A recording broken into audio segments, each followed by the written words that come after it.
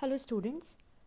Now after friction we are going to study about two types of angles. First is angle of friction and the second is angle of repose. So both these topics we are going to cover in this video. First I am starting with angle of friction. We represent angle of friction by theta, and we can define it as the angle which resultant of limiting friction and the normal reaction makes with the normal reaction. So to understand this definition, first we have to make the diagram for it. So here in the diagram I have a block which is placed over a surface, let O its center, and the weight of the body is acting downwards, and opposite to that there exists a normal reaction as per Newton's third law of motion of action and reaction, and we call it as normal reaction and denote it by capital R. Now we are applying the force on this object towards right, means OP is denoting the applied force on this object, and since the object is trying to move towards right, an opposing force act on this object parallel to the surface of contact, and we call it as Fs max, means the maximum value of static friction or limiting friction. Now if we take the resultant of these two values, normal reaction and Fs max, then we get the resultant along OC. I'm writing them as A and B. Then the resultant is represented by OC.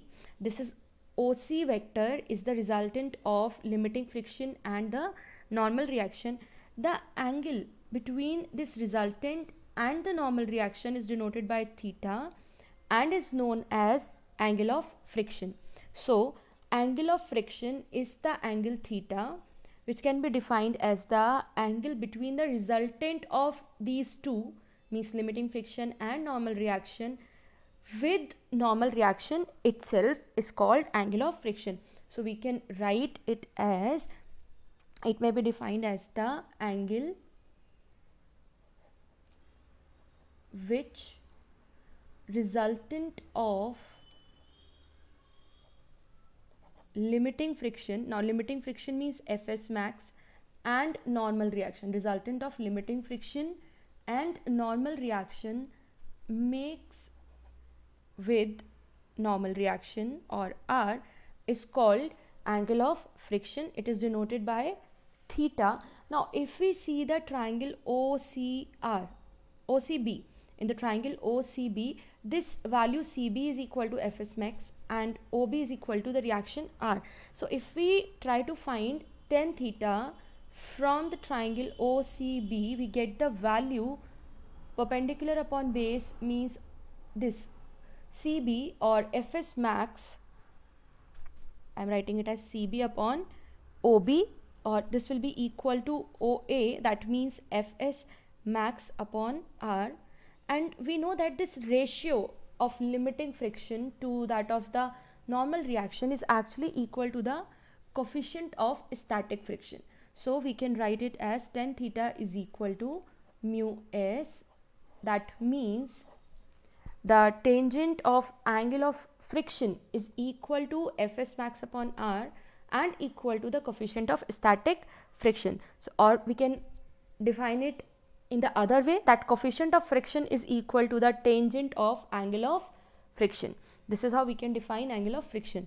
Now the next angle is angle of repose. Angle of repose is denoted by the letter phi and is defined as the minimum angle of inclination of a plane when an object is placed on it, it just begins to slide down. So to understand it, we again form a diagram first. So here in the diagram I have an object of mass m placed on an inclined plane with angle of inclination phi. Its weight is acting downwards, let it be mg.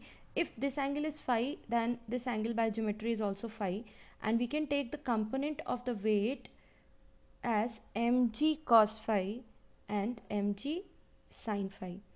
All right, okay. And opposite to this weight mg cos phi, opposite to this component, there exists a normal reaction perpendicular to the surface or perpendicular to the object opposite to mg cos phi as per the Newton's third law of motion, that there is always an equal and opposite action and reaction exist.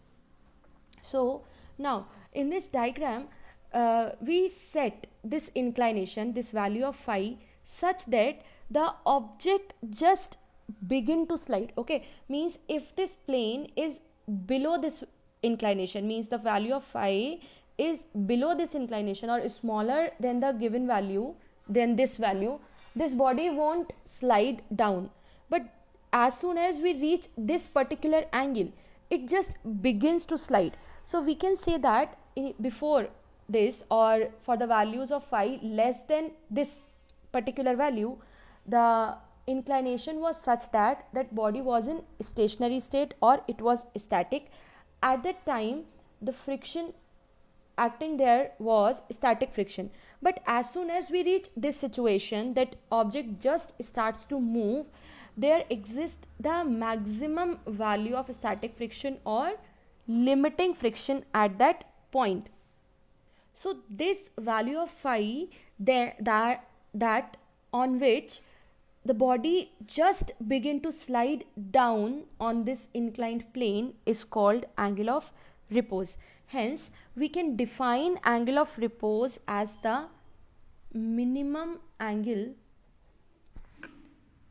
of inclined plane, minimum angle of inclined plane with horizontal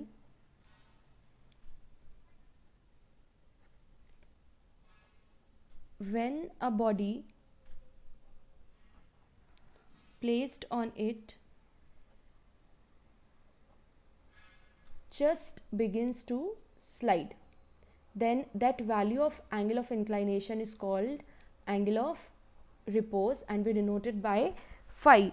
Okay, now here many forces are acting on that object such that the weight mg is acting downwards. Okay, mg is acting downwards, this is the first force. Second force is mg sine phi, which is balanced by the limiting friction. So the limiting friction is in upward direction along the inclined plane and it balances the component mg sine phi of the weight mg along the inclined plane. So the second force is such that Fs max is equal to mg sine phi. The next one is the component mg cos phi, which is balanced by the normal reaction capital R. Third one is R is equal to mg cos phi. Now we know that Fs max upon R is the coefficient of static friction. So I am going to take the ratio of these two equations. When we take the ratio of these two equations, we get mu s is equal to Fs max upon R is equal to mg sin phi upon mg cos phi, that means 10 phi. But we also prove that this value mu s is equal to Fs max upon R is actually equal to 10 theta. That means this is also equal to 10 theta. So we can say that 10 theta equals 10 phi equals Fs max upon R equals mu s, or from this we conclude that phi is equal to theta, or angle of friction is equal to angle of repose, and coefficient of static friction is equal to either tangent of phi or tangent of theta, because phi and theta are same. So we can define it in both terms, either in terms of angle of friction or in terms of angle of repose. So these were the two terms, angle of friction and angle of repose, that we are going to use while doing numericals on this topic. So that's all for the video. For further topics, stay tuned and keep studying. Thank you.